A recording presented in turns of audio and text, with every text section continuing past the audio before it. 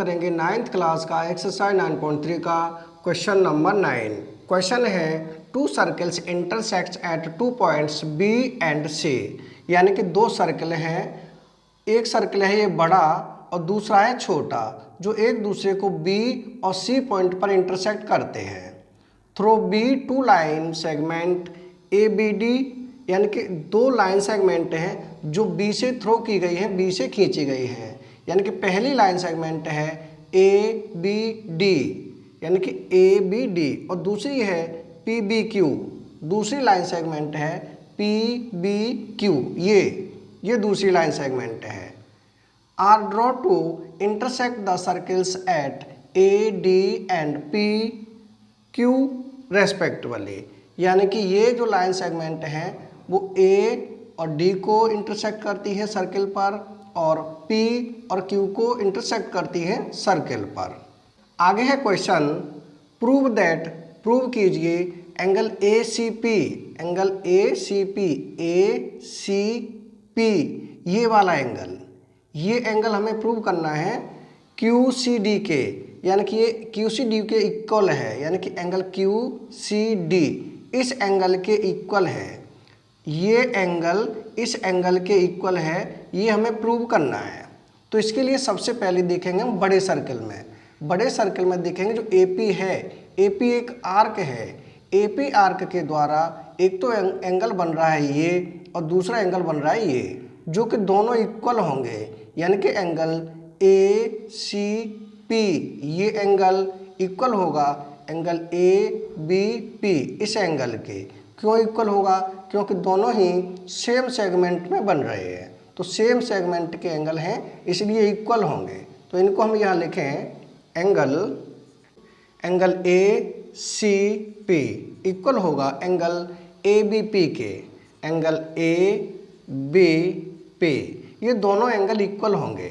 Bracket में लिखेंगे angles in the same segment, यानी कि सेम सेगमेंट में बन रहे हैं इसलिए एंगल ये इक्वल हैं, इसे हम माने इक्वेशन फर्स्ट।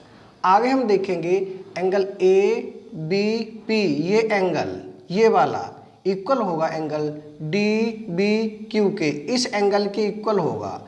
क्यों होगा?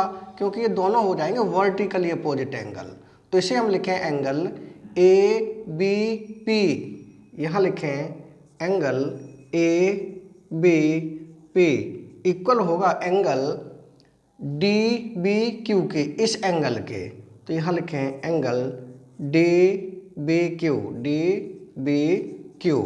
ब्रैकेट में लिखेंगे वर्टिकली अपोजिट एंगल्स, यानी कि वर्टिकली अपोजिट एंगल है इसलिए इक्वल है, ये हो जाएगी हमारे पास इक्वेशन सेकेंड। अब हम देखेंगे छोटे सर्कल में, तो छोटे सर्कल में जो DQ है ये हो जाएगी एक आर्क, इस आर्क से एंगल बन रहा है DBQ ये वाला एंगल, और इसी आर्क से एंगल बन रहा है QCD ये एंगल, यानी दोनों ये एंगल एक ही आर्क से बन रहे हैं, तो ये हो जाएंगे सेम सेगमेंट में, तो ये दोनों एंगल हो जाएंगे इक्वल। यानी हम लिखें एंगल DBQ, यहाँ लिखेंगे एंगल DBQ इक्वल होगा एंगल QCD इस एंगल के, यहाँ लिखें एंगल QCD। ब्रैकेट में लिखेंगे angles in the same segment, यानी सेम सेगमेंट में बने हुए एंगल हैं इसलिए इक्वल हैं। अब इसे माने हम इक्वेशन थर्ड। अब हम देखेंगे फर्स्ट, सेकंड और थर्ड इक्वेशन से। तो फर्स्ट इक्वेशन में हमने दिखाया है कि ये एंगल है इसके इक्वल है, और सेकंड इक्वेशन में दिखाया है कि ये एंगल है इसके इक्वल है, और थर्ड इक्वेशन में दिखाया है कि ये एंगल है इसके इक्वल है। तो अब हम देखेंगे ये एंगल और ये एंगल दोनों इक्वल हो जाएंगे फर्स्ट, सेकंड और थर्ड इक्वेशन से। तो हम यहाँ लिखेंगे from first, second and third, यानी फर्स्ट, सेकंड और थर्ड इक्वेशन से। तो ACP ये हो जाएगा एंगल ACP इक्वल हो जाएगा एंगल QCD, एंगल QCD, यही हमें प्रूव करना था, यानी कि angle ACP equal to angle QCD, angle ACP equal to angle QCD। तो ये एंगल इसके इक्वल हो चुका है, यही हमें प्रूव करना था जो कि प्रूव हो चुका है। यानी क्वेश्चन नंबर 9 कंप्लीट हो चुका है। अगर वीडियो पसंद आए तो लाइक और कमेंट जरूर करें। नेक्स्ट वीडियो में फिर मिलेंगे नेक्स्ट क्वेश्चन के साथ। Thank you.